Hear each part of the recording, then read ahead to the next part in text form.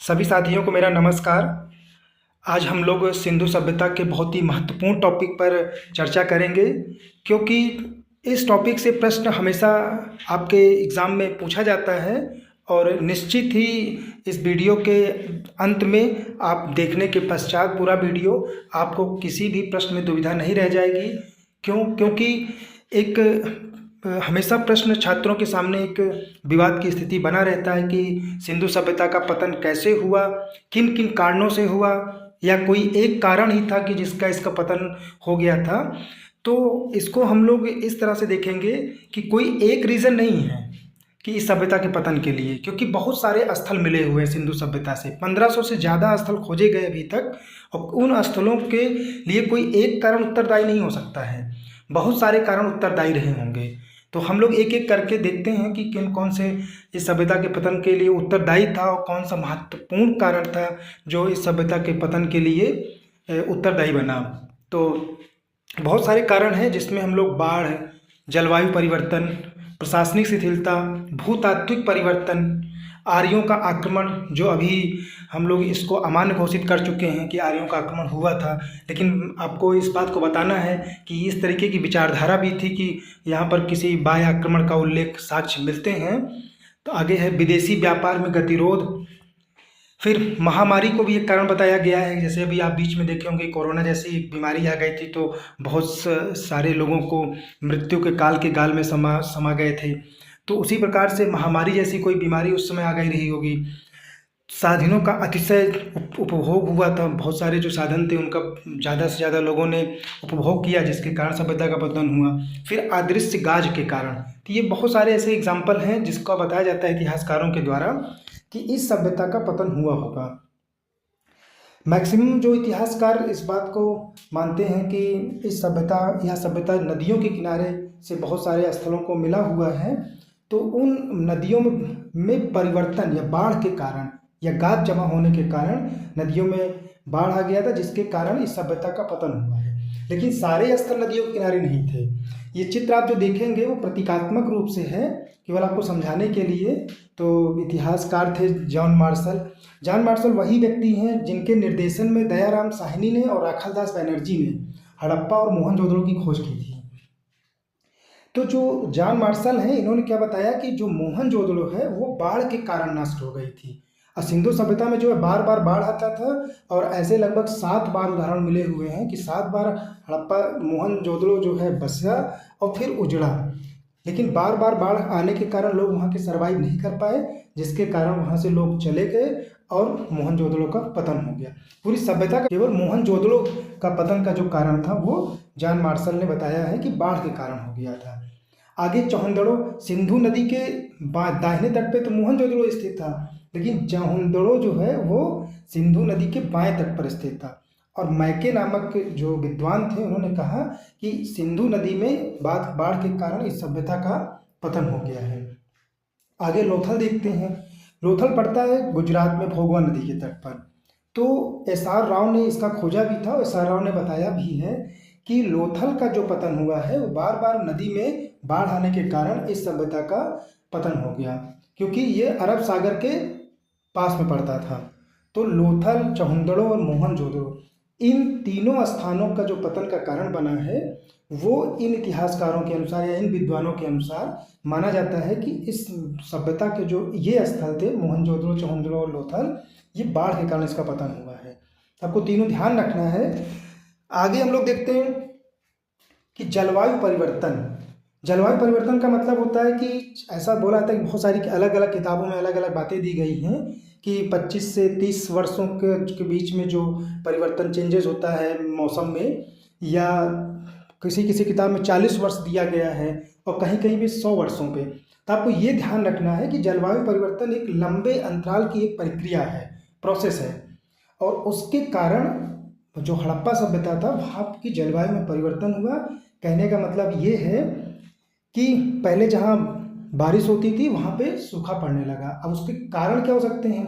क्योंकि वहाँ पे जो रहने वाले लोग थे उन्होंने जंगलों का, वहाँ के जो जंगल थे, वन थे, उसको ज़्यादा से ज़्यादा उपभोग किया, उपभोग करने का कि नगरीकरण बसने लगा, नगर बसने लगे, औद्योगिकरण होने लगा, तो वहाँ पे वर्षा कम होने लगी, जिसके कारण इस सभ्यता का पतन हुआ। तो इस तरीके की विचारधारा आर.एल. स्टाइन और अमलानंद घोष जैसे विद्वानों ने दिया है कि ज़्यादा से ज़्यादा हमने वहाँ के जंगलों का उपभोग किया, जिसके कारण इस सभ्यता का पतन हुआ है। ये चित्र आपको केवल समझाने के लिए दिया गया है कि देखिए पहले जब बारिश होती थी तो हरा भरा एरिया था, और जब वहाँ पे जलवायु परिवर्तित हो गई तो वहाँ पर सूखा पड़ गया। आगे एक कारण बताया जाता है कि प्रशासनिक शिथिलता। जो एडमिनिस्ट्रेशन था वो एडमिनिस्ट्रेशन प्रॉपर उस तरीके से नहीं चल पाया, जैसे जब सिंधु सभ्यता अपने कंप्लीटली एब्सोल्युटली एकदम नगरीय स्वरूप में थी। धीरे धीरे वहाँ पर नगरों का वो स्वरूप नहीं रह गया, जैसे व्यवस्थित तरीके से जो मकान बनते थे, या सड़कें चौड़ी बनती थी लगभग 9 से 11 मीटर के बीच में, या गलियाँ व्यवस्थित तरीके से बनाई जाती थी। तो अब वो बात नहीं रह गई। कहने का मतलब है कि मकान अब जो है वो पक्की ईंटों के स्थान पर वहाँ पे कच्ची ईंटों का मकान बनने लगे, सड़कें कम चौड़ी हो गई, गलियों की चौड़ाई जो है और भी कम हो गई। ऐसा बताया जाता है कि सिंधु सभ्यता की जो सफाई व्यवस्था था, जो ड्रेनेज सिस्टम था, वो बहुत ही उच्च कोटि का था। लेकिन अब क्या हुआ, वो बात नहीं रह गई, अब बहुत निम्न स्तर हो गया। और जो बस्ती के आकार बहुत बड़े होते थे, 100 हेक्टेयर, 200 हेक्टेयर, 250 हेक्टेयर में, अब वो भी सीमित हो गया। तो कहने का अर्थ है कि प्रशासनिक कमी हो गई, और उस प्रशासनिक कमी के कारण इस सभ्यता का पतन हो गया। आगे एक भूतात्विक परिवर्तन आप देखेंगे। तो प्रशासनिक शिथिलता के साथ साथ वहाँ पर क्या था कि कुछ स्थल ऐसे थे कि प्रशासनिक कमी के कारण पतन हो गए। लेकिन आगे हम देखते हैं भूतात्विक परिवर्तन। तो भूतात्विक परिवर्तन में बहुत सारे ऐसे विद्वान हुए, जिसमें M.R. Saini, R.L. Raikes, George F Dales, H.T. Lambrick जैसे विद्वानों का मानना है कि वहाँ का जो भू था वो परिवर्तित हो गया, उसमें परिवर्तन हो गया, और जिसके कारण इस सभ्यता का पतन हुआ। तो प्रसिद्ध भूतत्ववेत्ता M.R. साहनी थे, जिन्होंने बताया कि हड़प्पा सभ्यता का जो विनाश का कारण था वो जल प्लावन था।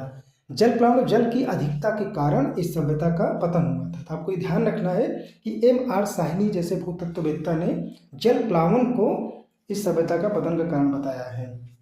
आगे R.L. स्टाइन हुए। तो R.L. स्टाइन ने बताया टेक्टोनिक सिद्धांत का, कि जो प्लेट टेक्टोनिक सिद्धांत है उसके उथल पुथल के कारण इस सभ्यता का पतन हुआ है।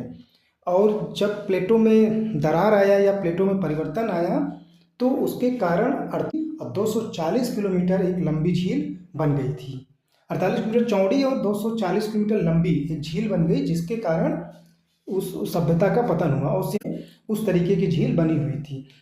और कुछ लोगों का मानना है कि वहाँ पे उस झील में भी कीचड़, दलदल ये सब बढ़ने लगा, जिससे वहाँ के रहने वाले लोगों को कृषि कार्य करने में समस्या आ रही थी, रहने में समस्या आ गई, पानी की समस्या, पीने की समस्या आ गई। तो इस सभ्यता का पतन हुआ था। तो भूतात्विक परिवर्तन में आपको ध्यान रखना है कि जल प्लावन के कारण और जो प्लेटों के परिवर्तन के कारण या विवर्तनिक घटना टेक्टोनिक्स के कारण तो परिवर्तन होता। आगे हम देखते हैं कि H.T. लैम्ब्रिक जैसे विद्वान थे, उन्होंने कहा कि इसमें कुछ थोड़ा सा चेंजेस कर दिया, और चेंजेस करके बताया कि इस सभ्यता का जो पतन हुआ है उस नदियों के मार्ग परिवर्तित होने के कारण। अगर आप देखेंगे इलाहाबाद में गंगा नदी पहले यहाँ भारद्वाज की नदी के पास में से बहती थी, लेकिन आज लगभग 6 किलोमीटर दूर आगे निकल गई है। तो इसी तरीके से वहाँ की भी जो नदियाँ थी उन्होंने अपना मार्ग परिवर्तित कर दिया। तो H.T. लैम्ब्रिक जैसे विद्वानों ने बताया कि भूतात्विक परिवर्तन के कारण नदियों ने अपना मार्ग परिवर्तित कर दिया, जिससे इस सभ्यता का पतन हुआ है। माधव स्वरूप वत्स का नाम आप देखेंगे तो माधव स्वरूप वत्स ने हड़प्पा के विनाश के लिए रावी नदी के मार्ग परिवर्तन को बताया। रावी नदी ने अपना मार्ग परिवर्तित कर दिया, उसके कारण हड़प्पा सभ्यता जो थी वो विनाश हो गई। क्यों? क्योंकि हड़प्पा जो है रावी नदी के बाएं तट पर स्थित था। तो रावी नदी के मार्ग परिवर्तन होने के कारण इस सभ्यता का पतन हो गया था। आगे जॉर्ज एफ डेल्स थे, उन्होंने भी सर्वेक्षण किया, और फिर कालीबंगा जो राजस्थान के गंगानगर जिले में स्थित है उसके पतन के लिए बताया कि जो घग्गर नदी है और घग्गर और उसकी सहायक नदियों ने मार्ग परिवर्तित कर दिया, जिसके कारण कालीबंगा जैसे जो नगर थे उसका पतन हो गया था। तो अधिकांश नगर नदियों के किनारे स्थित थे, नदियों के मार्ग परिवर्तित होने के कारण इसका पतन हो गया है।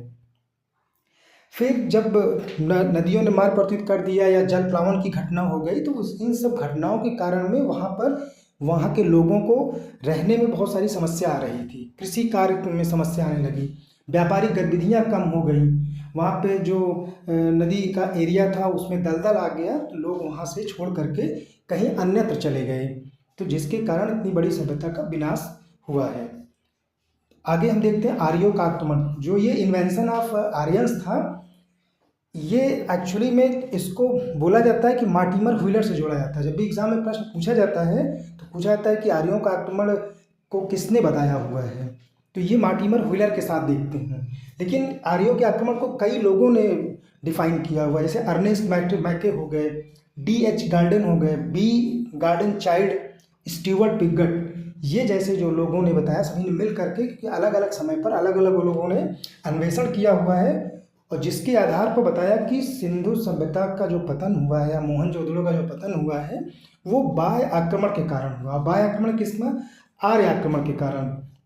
लेकिन आपको ये बात ध्यान रखना है कि 1934 में आर्य आक्रमण का ध्यान सबसे पहले प्रसिद्ध पुरातत्ववेत्ता थे V. गार्डन चाइल्ड ने किया था। अभी तक ये प्रश्न बना नहीं आपके एग्जाम में, लेकिन यदि आपसे बनता है कि सबसे पहले कौन से पुरातत्ववेत्ता थे जिन्होंने आर्य आक्रमण की ओर ध्यान आकृष्ट किया, तो आपको ध्यान रखना है कि वो B. गार्डन चाइल्ड हैं। उसके बाद में एक प्रश्न इसी तरीके का और है कि आर्य जाति के लोगों ने हड़प्पा सभ्यता को नष्ट किया, इस सिद्धांत का सबसे पहले प्रतिपादन किया है, तो राम प्रसाद सिन्हा ने इसका प्रतिपादन किया है। तो ये दो प्रश्न आपको देखना है, क्योंकि मार्टिमर व्हीलर से हमेशा जोड़ा जाता है आर्यों का आक्रमण, लेकिन इसके साथ साथ कई लोगों का नाम भी आता है। तो आपको ये दो प्रश्न देखना है कि 1934 में आर्य आक्रमण की ओर ध्यान किस पुरातत्ववेत्ता ने किया है, तो V. गार्डन चाइल्ड ने, और किस जाति के लोगों ने सर्वप्रथम नष्ट किया है, तो राम प्रसाद सिन्हा का नाम आपको याद रखना है। अभी तक ये प्रश्न बने नहीं है, लेकिन संभावना इसकी पूरी है कि कभी भी बन सकता है। लेकिन आर्य आक्रमण के बारे में आपको ध्यान रखना है कि इतिहासकारों ने अब एविडेंसेस के अभाव में आर्य आक्रमण को नकार दिया है, अमान्य घोषित कर दिया गया है। लेकिन आपको स्टूडेंट के नाते, विद्यार्थी होने के नाते में जानना है कि किन किन विद्वानों ने, किन किन पुरातत्ववेत्ताओं ने या किन किन इतिहासकारों ने आर्य आक्रमण के बारे में अपना शोध कार्य किया है। तो आपको तीन नाम तो एकदम याद रखना है, राम प्रसाद सिन्हा का, V. गार्डन चाइल्ड का और मार्टिमर व्हीलर का। आगे हम लोग फिर देखते हैं कि मार्टिमर व्हीलर ने एग्जाम्पल क्या दिया हुआ था, तो उन्होंने बताया कि जो वहाँ पे नरसंहार हुआ था मोहनजोदड़ो में, आगे जब वैदिक काल में एक वर्ड भी आपको मिलेगा हरियूपिया, तो हरियूपिया मतलब मेलुहा, मेलुहा शब्द आता है, मेलुहा शब्द सिंधु सभ्यता के लिए आएगा, और सिंधु सभ्यता में उसको वैदिक काल में हरियूपिया बोला जाता है। तो आप देखेंगे इस तरीके से, तो मार्टिमर व्हीलर ने जो एग्जाम्पल दिया हुआ है वो इंद्र को उत्तरदायी माना है। अपना जब उन्होंने शोध कार्य किया है, तो शोध कार्य के माध्यम से 1946 में मार्टिमर व्हीलर ने इस तरीके का निष्कर्ष निकाला हुआ। आगे एक इस सभ्यता के पतन के एक कारण और माना जाता है विदेशी व्यापार में गतिरोध। देखिए, सिंधु सभ्यता का व्यापार तो कई देशों के साथ में होता था, विदेशी व्यापार, इवन बताया जाता है कि मिस्र तक भी होता था, मध्य एशिया में भी बताया जाता है, लेकिन ज़्यादातर व्यापार इनका मेसोपोटामिया की सुमेरिया सभ्यता होता था। मेसोपोटामिया की सुमेरिया सभ्यता से, जैसे ओरकिस, लगर, इस तरीके के प्लेस थे, तो वहाँ से इनका व्यापार। लेकिन अब क्या हुआ कि 1955 में कितने पुरातत्ववेत्ता थे, इतिहासकार थे, W.F. अल्ब्राइट, उन्होंने बताया कि सिंधु सभ्यता का व्यापार पश्चिम एशिया के देशों के साथ में कम हो गया, और 1750 ईसा पूर्व तक ये व्यापार किसी तरीके से बना रहा, लेकिन 2000 ईसा पूर्व तक आते आते ये पूरा ग्रामीण जीवन में परिलक्षित होने लगा। जैसे आप देखते होंगे कि सिंधु सभ्यता 2600 से लेकर के 1900 ईसा पूर्व के बीच में अपने नगरीय स्वरूप में थी, लेकिन उसके बाद में पतन होने लगा है। 2000 ईसा पूर्व तक धीरे धीरे वहाँ पर ग्रामीण लक्षण परिलक्षित होने लगे, क्योंकि हम लोग उल्टे महामारी एक अमेरिकी इतिहासकार हैं Q.R. कैनेडी, उन्होंने बताया कि इस सभ्यता में मलेरिया जैसी कोई बीमारी थी, उसके कारण इस सभ्यता का पतन हुआ है। जैसे भी आपने देखा होगा कि पूरे 2020 के पश्चात में तो वहाँ पे कोरोना फैला था, और कोरोना का प्रभाव पूरे विश्व लेवल में था, तो वैसे ही सभ्यता में भी मलेरिया जैसी कोई बीमारी थी, उसका जो वहाँ के लोग थे उन लोगों का उस बीमारी से पतन हो गया था, मृत्यु हो गई थी। तो महामारी भी एक एग्जाम्पल आपको याद रखना है कि जैसे KUR कैनेडी ऐसे इतिहासकारों ने इस बात का उल्लेख किया है। फिर आगे हम देखेंगे जो वहाँ पे संसाधन थे, क्योंकि आप गांधी जी का भी एक स्टेटमेंट पढ़ेंगे कि जो ये पृथ्वी है जो मानव की आवश्यकताओं की पूर्ति कर सकता है लेकिन उनके लालच की पूर्ति नहीं कर सकता है, क्योंकि हम अपने संसाधनों को ज़्यादा से ज़्यादा अगर उपभोग करेंगे तो हमारी आने वाली पीढ़ी के पास में बचेगा कुछ नहीं। तो इस तरीके के वहाँ के जो रहने वाले लोग थे, फेयर सर्विस जैसे इतिहासकारों ने बताया है कि इस वहाँ के जो लोग थे, जनसंख्या बढ़ने लगी, वहाँ के मवेशियों की संख्या बढ़ने लगी, तो वहाँ पर जो उपलब्ध संसाधन थे उन संसाधनों की जो संसाधन वो कमी वहाँ के लोगों की पूरी, जिस कारण इस सभ्यता का पतन हुआ। अभी कुछ नवीन शोध हुए हैं, उस नवीन शोध में भी आपको ध्यान रखना है। जैसे शुष्क जलवायु, वहाँ की जलवायु जो है शुष्क होने लगी। गुरदीप सिंह ने 1971 में एक शोध किया और शोध के माध्यम से बताया कि वहाँ की जलवायु शुष्क होने के कारण इस सभ्यता का पतन हुआ है। जहाँ उस एक समय राजस्थान की झीलों में पानी हुआ करता था, अब वो उसमें पानी उतना नहीं रह गया। तो इस तरीके के क्राइसिस हो गया, मौसम में परिवर्तन हो गया। आगे वो एग्जाम्पल भी देते हैं, लूणकरणसार झील में, ये झील का ऐसे वो झील नहीं है, बस आपको केवल समझाने के लिए बताया गया है कि पहले वहाँ पर शुष्क जलवायु के उदाहरण बहुत पहले से शुरू हो गए थे, जिसके कारण गुरदीप सिंह ने बताया कि शुष्क जलवायु के कारण हड़प्पा सभ्यता का पतन हुआ है। आगे दिमित्रियो जैसे विद्वानों का मानना है कि कोई एक इस तरीके का अदृश्य गाज गिरा जिसका टेम्परेचर 15,000 डिग्री सेल्सियस से ज़्यादा था। आपको मालूम होगा कि मानव का टेम्परेचर जो होता है 37 डिग्री होता है, या 90.6 जो फ़ारेनहाइट में होता है वो मानव का टेम्परेचर होता है। किसी अध्ययन के माध्यम से दिमित्रियो ने कि 15,000 डिग्री सेल्सियस का कोई ऐसा तापमान था जो दिखाई नहीं पड़ा, और उसके गिरने के कारण वहाँ के लोग जल करके राख हो गए या वहाँ सभ्यता का पूरा विनाश हो गया था।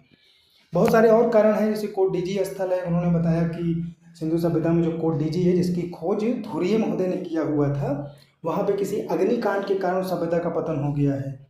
कुछ विद्वानों ने बताया कि मोहनजोदड़ो धौलावीरा में ऐसे साक्ष्य मिले हुए हैं जिसके कारण इस सभ्यता का क्रमिक पतन हुआ है। मतलब एक तुरंत नहीं हुआ है, एक सिस्टमैटिक तरीके से हुआ है, धीरे धीरे पतन हुआ है उसका। ऐसा नहीं कि कोई सभ्यता एकाएक बाढ़ है पूरी पूरी खत्म हो गई, तो वो धीरे धीरे उसका पतन हो गया है। आगे कुछ लोगों ने बताया कि जैसे कालीबंगा हो गया, बनावली हो गया हरियाणा में, कालीबंगा राजस्थान में है, इन नगरों का पतन एकाएक अचानक हो गया। कुछ और उदाहरण भी दिए जाते हैं, भूकंप के साक्ष्य बताते हैं, सूखा हो गया, इसके कारण इस सभ्यता का पतन हुआ है। तो आपको इतना बस जानना है कि सिंधु सभ्यता के पतन के लिए कोई एक कारण उत्तरदायी नहीं है, पहली बात।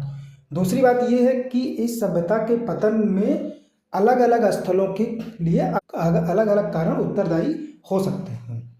फिर मैंने उसको एक आपको पेज में यहाँ पे दिखा दिया है कि आपको ध्यान रखना पड़ेगा, आपको आसानी से याद हो जाएगा, क्योंकि यहीं से क्वेश्चन बनते हैं कि मोहनजोदड़ो का पतन और चौहंदड़ो का पतन, लोथल का पतन कैसे हुआ है, तो बाढ़ के कारण हुआ है। और जॉन मार्शल ने मोहनजोदड़ो के लिए बताया, मैके ने चौहंदड़ो के लिए और SR राव ने लोथल के लिए। उसी प्रकार से कुछ स्थानों में जलवायु परिवर्तन का उदाहरण RL स्टाइन ने दिया, प्रशासनिक शिथिलता जॉन मार्शल ने बताया हुआ है। भूतात्विक परिवर्तन RL Raikes, George F Dales, HT Lambrick जैसे विद्वानों ने बताया कि इस सभ्यता का पतन भूतात्विक परिवर्तन करा। पीछे देख चुके हैं, बस आपको शॉर्ट में आपको जल्दी से याद हो जाए, रिपीट हो जाए, इसलिए जल्दी से आपको इसमें कोई समस्या ना आए। आगे आप मार्टिमर व्हीलर ने आर्यों का आक्रमण बताया, तो बहुत सारे लोगों ने है, मार्टिमर हो गए, बी गार्डन चाइल्ड हो गए, राम प्रसाद सिन्हा हो गए, तो आपको आर्यों का आक्रमण स्पेशली मार्टिमर व्हीलर पे ध्यान रख करके आपको देखना है। आगे विदेशी व्यापार में गतिरोध हो गया है, WF एल्ब्राइट ने बताया। महामारी हो गई, मलेरिया जैसी महामारी आ गई थी, KUR कैनेडी। साधनों का अतिशय उपयोग, फेयर सर्विस ने बताया है। अदृश्य गाज के कारण M दिमित्रियो और शुष्क जलवायु के कारण गुरदीप सिंह। तो ये सब शॉर्ट में आपको है, जल्दी से आपको याद हो सकता है। तो आपको ये ध्यान रखना है कि इतनी बड़ी सभ्यता का पतन कोई ऐसा नहीं है बाढ़ के कारण हो गया या अदृश्य गाज के कारण हो गया, कोई एक कारण उत्तरदायी नहीं है, बल्कि अलग अलग स्थानों के लिए अलग अलग कारण उत्तरदायी हो सकते हैं। मोस्ट ऑफ बाढ़ को स्वीकार करते हैं। तो आपको ध्यान रखना है कि जब आप इस टॉपिक को पढ़ते हैं तो कम से कम आपको कुछ जो महत्वपूर्ण स्थल है सिंधु सभ्यता के, उनके संबंध में किस विद्वान ने क्या कहा है वो आपको जरूर याद होना चाहिए, क्योंकि यहीं से प्रश्न बनता है। तो हम लोग नेक्स्ट वीडियो में मिलेंगे। बहुत बहुत धन्यवाद।